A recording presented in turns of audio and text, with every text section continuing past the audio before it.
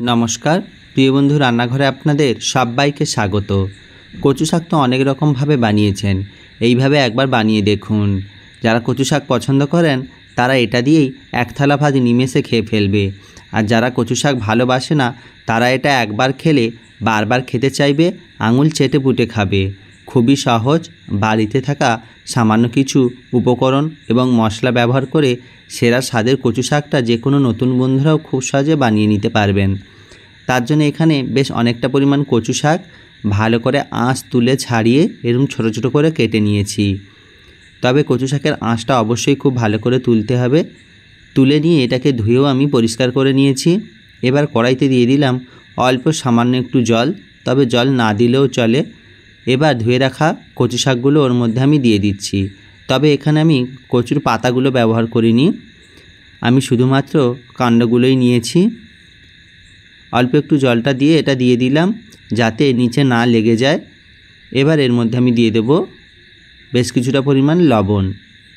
লবণটা দিলে খুব সহজেই কিন্তু এটা কমে আসবে আর অনেকটা পরিমাণ জলও বেরিয়ে যাবে। লবণটা দেওয়ার পর এটাকে আমি হালকা হাতে একটু মিশিয়ে নিচ্ছি।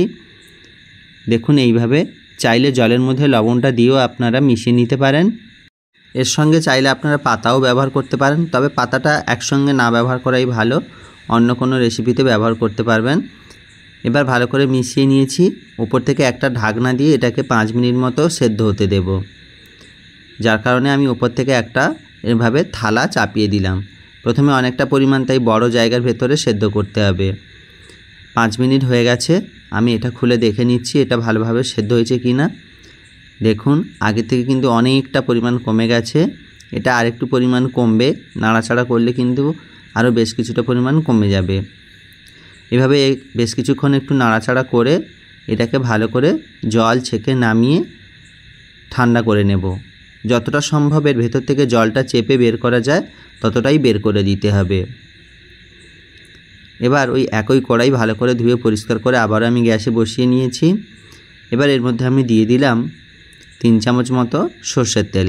আমি রান্নাটা সর্ষের তেলে করেছি, আপনারা চাইলে যে কোনো তেলেও এটা বানাতে পারেন, তবে সর্ষের তেলে বানালে এর টেস্টটা খুব সুন্দর হয়।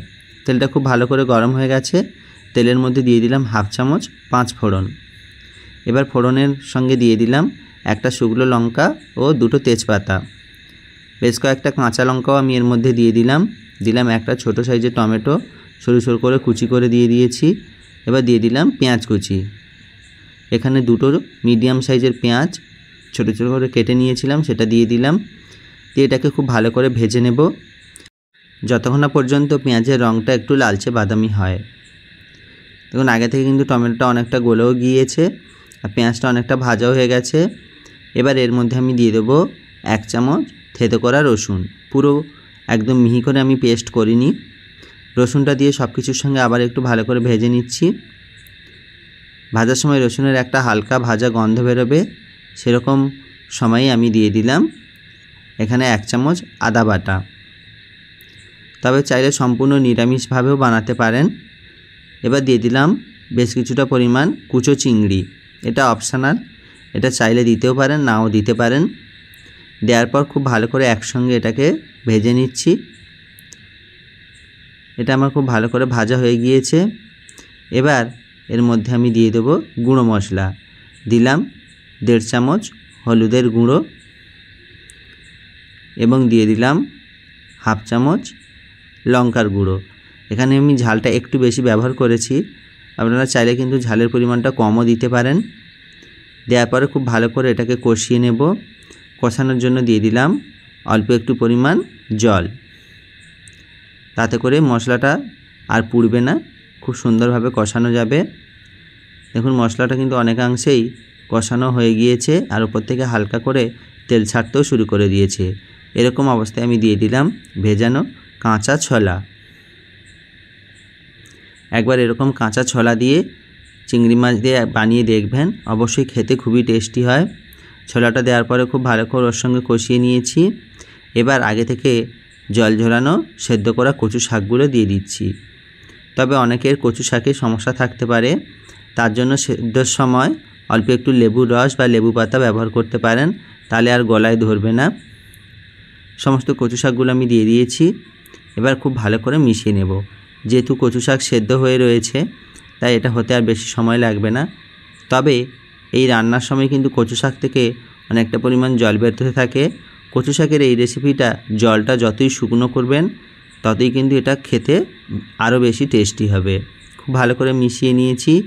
ওপর থেকে আমি আবারও দিয়ে দিলাম সামান্য একটু লবণ ও চিনি, কারণ সেদ্ধর সময় আমি লবণ দিয়েছিলাম।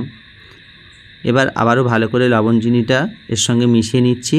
গ্যাসের ফ্লেমটা কিন্তু অবশ্যই সবসময়ের জন্য হাইতে রাখতে হবে, নাহলে এখান থেকে খুব সহজেই আবারও জল বেরোতে শুরু করবে। ভালো করে নেড়েচেড়ে মিশিয়ে নিয়েছি আর এটাকে এভাবে নেড়েচেড়ে জলটা খুব ভালো করে শুকিয়েও নিয়েছি। সবশেষে দিয়ে দিলাম হাফ চামচ ভাজা জিরের গুঁড়ো। জিরের গুঁড়োটাও এর সঙ্গে ভালো করে মিশিয়ে নিচ্ছি। একদম প্রস্তুত কিন্তু আমার কচু শাকের তরকারি। তবে ফ্লেভারের জন্য সবশেষে দিয়ে দিলাম অল্প একটু ঘি। এটাও অপশনাল, কাছে থাকলে দিতে পারেন, নাও দিতে পারেন। গরম গরম ভাতে যে কোনো অতিথিকে বা যে কোনো নতুন বন্ধু এরকম বানিয়ে সার্ভ করতে পারেন।